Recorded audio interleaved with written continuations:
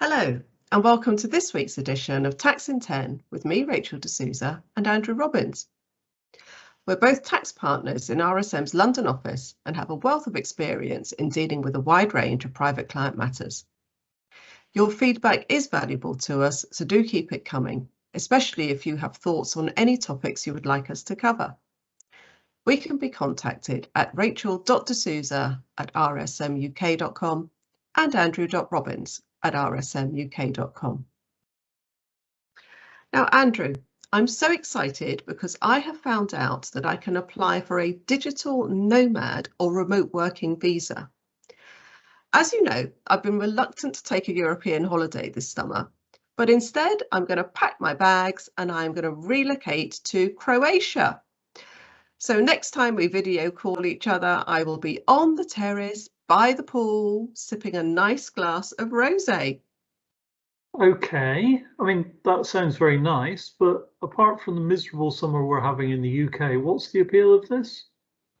Well, of course, for me, climate is the big draw, but it strikes me that there is no need for me to sit here in my house watching the rain when I can easily work from a house in Croatia. And I'll pay less tax, won't I? Will you? Have you actually thought through the implications from a UK point of view? And won't Croatia tax you anyway? Of course I've looked at it. Do you think I'm stupid?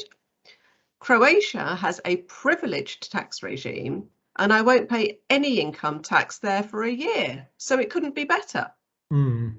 It's sounding too good to be true to me. Where does it leave your UK tax position? Ah, yes. Now, you're right. That question is a little bit more difficult to answer. If I just go for, say, 3 months of sun, and then I'm back here for Christmas, then I won't have actually changed my UK resident status. This means that as a self-employed person, I will still need to pay UK income tax on any profits I make whilst in Croatia. So actually, there is no tax advantage for me. What I need to do is become non-UK tax resident. Agreed.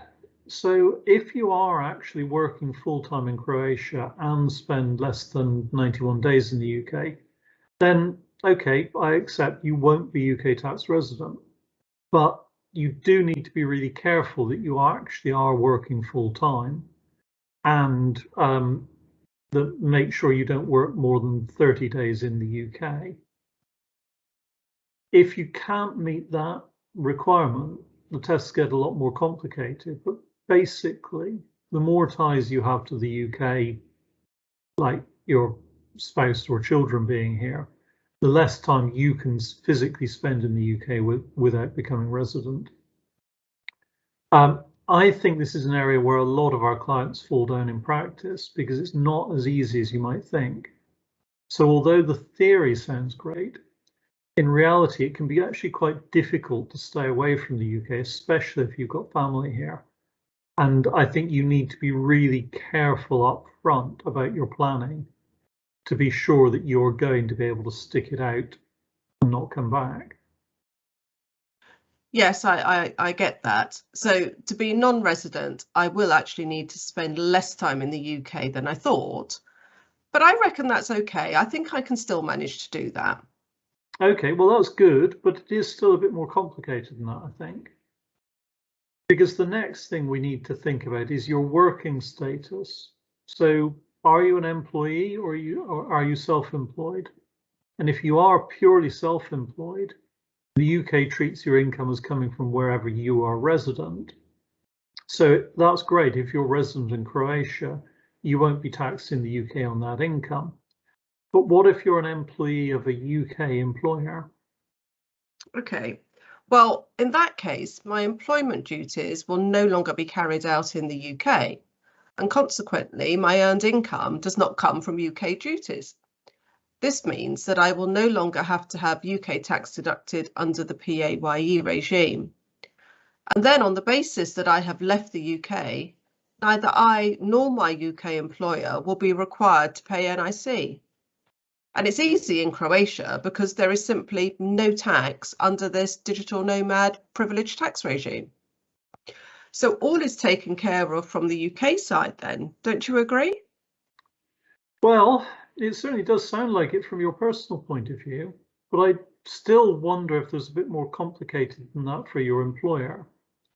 Not least because as a leading light in RSM UK Limited, are you not worried that you being present in Croatia could actually mean that the company will become non-UK resident as well? You know, if you're sat by your pool running the global operations on your mobile phone, we could all find ourselves having relocated to Croatia. I think you raise a really valid point there. But in reality, a business the size of RSM UK Limited, me sitting by the pool making decisions is actually not going to make any difference to the tax status of the company. But if I were the majority shareholder of a family company, then the answer would be quite different.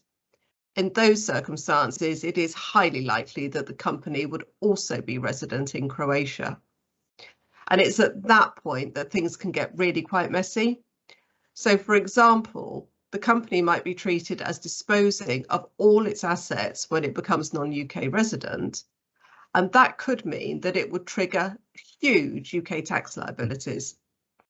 And then also you'd need to think about, are there implications for VAT or customs duties if you're an importer or exporter? So all of those other items need to be thought through very, very carefully if you're considering moving overseas. Yeah, I think so. But so from your personal point of view, the tax position on moving to work remotely for a period really could be quite attractive, provided you've got the flexibility actually to do it. And digital nomad visas might be great for somebody who's self-employed or running a consultancy, say. But I do think that for a lot of employees, the reality is that it just won't be possible to make it work. Yeah, I think again that must be right. But if you want the tax efficiency as well, there's quite a lot to think about, and there's these extra hurdles that you're going to have to jump. So for me, I mean, I could quite happily go to Croatia for a couple of months, but it's not actually going to change my tax profile here in the UK. So I can get the sun, but I'm not going to pay any less tax by doing that.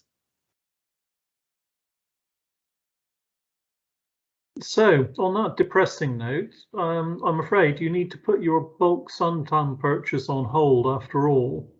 But do you have any suggestions for us as to what the rest of us can read while we're away on holiday?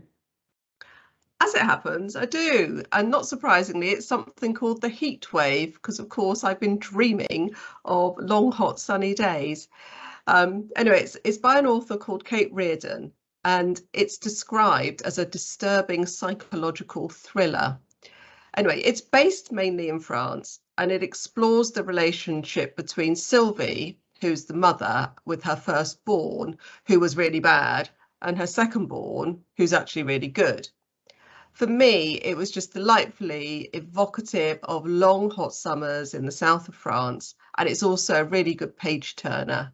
And importantly, it didn't have lots of detailed violence, which I have to say I'm not that keen on. So great page turner, a good summer read, The Heat Wave by Kate Reardon.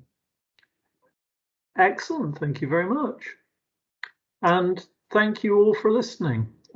Please do let us have your comments and feedback. And as you know, we can be contacted on rachel.d'souza@rsmuk.com or andrew.robbins@rsmuk.com. Goodbye, thank you. Bye for now.